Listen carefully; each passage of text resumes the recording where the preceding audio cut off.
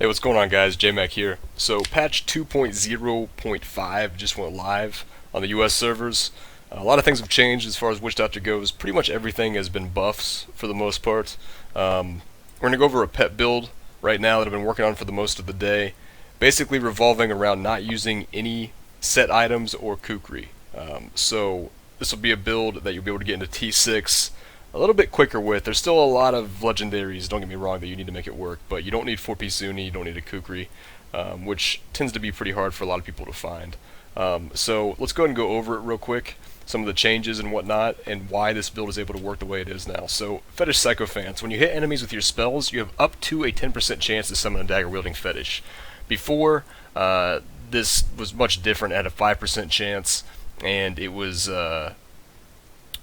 whenever you cast a spell, whenever you cast a physical realm spell.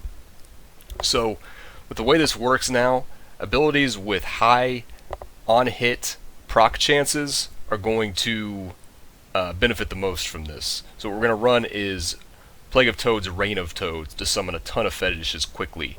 Now, something else they also changed is fetishes are dying much easier now.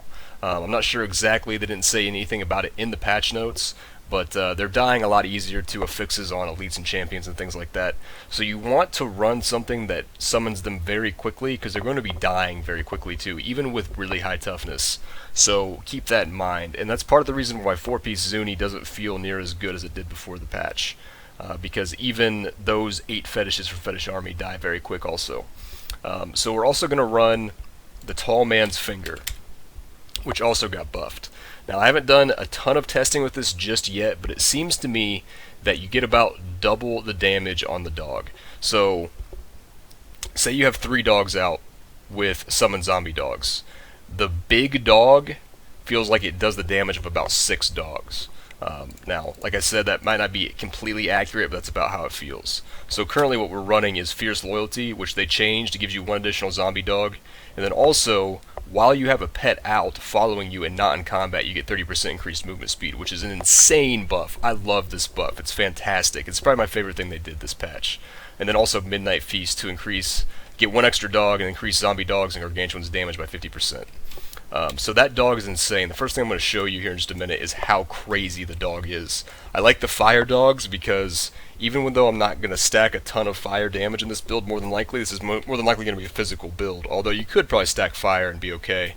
The tick, the aura, does a ton of damage. So that's the route we're taking with that.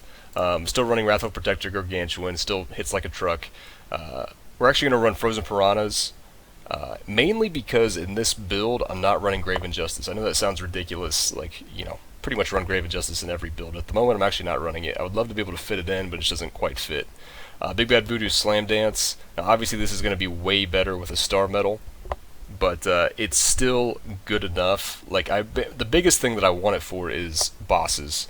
Like, you need a Big Bad Voodoo Slam Dance for bosses. On Elites and Champions, they die so quick as it is, between Paranado and all the pets, that it doesn't matter all that much. Or not Paranado, Frozen Piranhas. But I like this that it's on an 8-second cooldown and still has really good CC for us. Spirit Walk Jaunt, which actually goes through Waller now with this patch, which is pretty crazy. It's a pretty nice buff to that. And then obviously the Fire Dogs, like I said. So we're getting 5 dogs turned into 1, which feels like it's doing about the damage of 10 dogs, it seems like to me. Then the Reign of Toads and Wrathful Protector. As far as the passives go, Pierce the Veil, Fetish Sycophants, and then the 2 that I mentioned. So the gear-wise, we're going to run a Doombringer.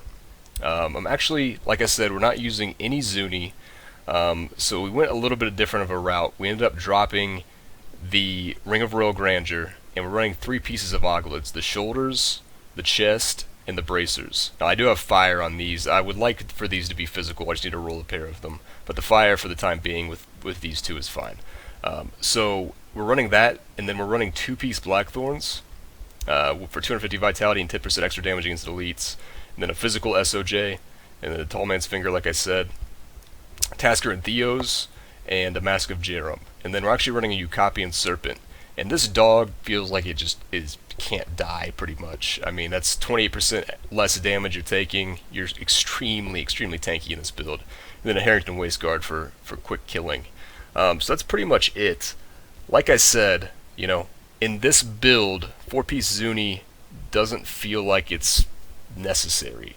Like, you summon fetishes so quickly from the passive that 4-piece Zuni doesn't seem like you need it. And this allows you to run the Tall Man's Finger and the SOJ, which, if you ran 4-piece Zuni, you'd probably want to run a Ring of Rogue Ranger. And this also allows you to get the extra bonus from the Blackthorn's 2-piece, and you get to run a Utopian Serpent, and just a lot of cool things that you wouldn't normally be able to do. And it also makes the build a little bit easier to get into. Like, you can put this build together more than likely a little quicker than a 4-piece Zuni. So anyways, that's that. We're right at 50 crit chance where you want to be, 402% crit damage.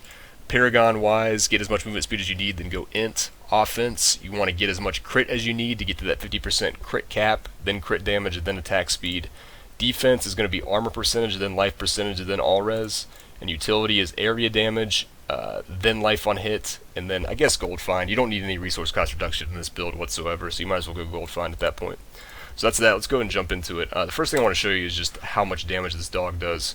The most I've ever seen it crit for is 186 million, buffed up with Harrington and some other things. So normally, just unbuffed, crits for about 42 mil, 43 million, and then the tick from the fire aura does something like 6.5 to 7.5 million currently with this gear setup. And you can see how fast I'm moving right now. That's from the Fierce Loyalty buff. So this is completely unbuffed at the moment, how much damage it's doing. So let's go in here and get a Harrington proc, show you how much damage it does with that. So here's a Harrington proc. So it just crit for 90 million, and the aura's doing something like 14, 15 mil with the Harrington. Just the Harrington. It's pretty insane.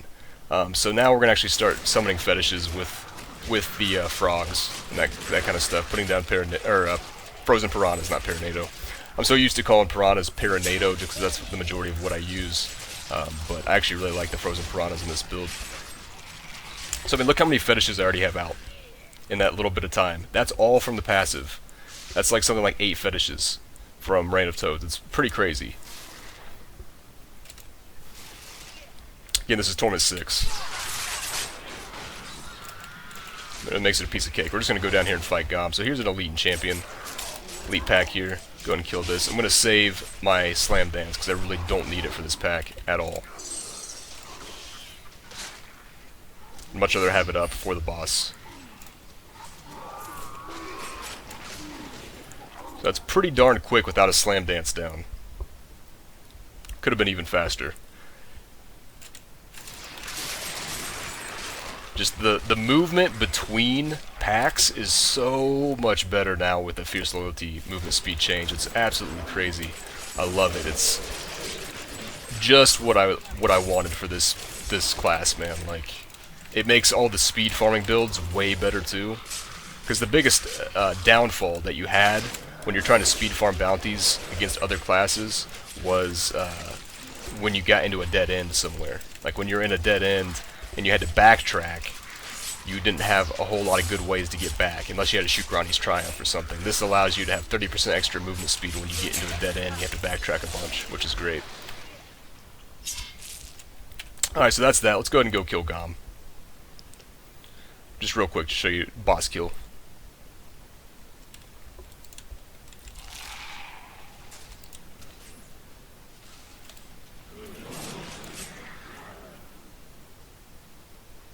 Now, for the most part, like on the trash, the fetishes don't die, but they do die to bosses and elites and champions pretty quick.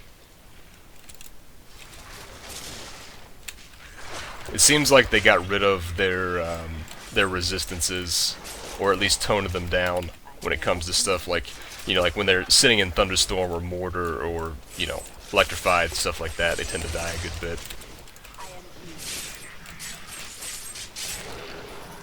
So you can imagine, like, if I had a Kukri and I was able to Slam Dance all the time, like how crazy this build would be.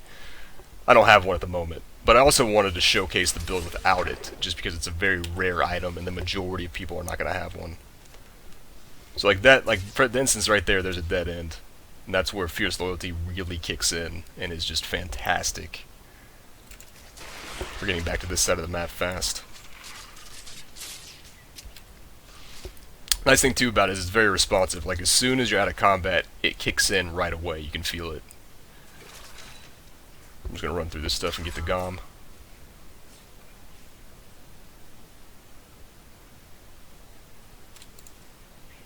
But yeah, unfortunately, the majority of people I've talked to, they disenchanted a lot of their tall man's fingers, which is unfortunate because it's actually extremely good now. That dog is just nuts. Does so much damage.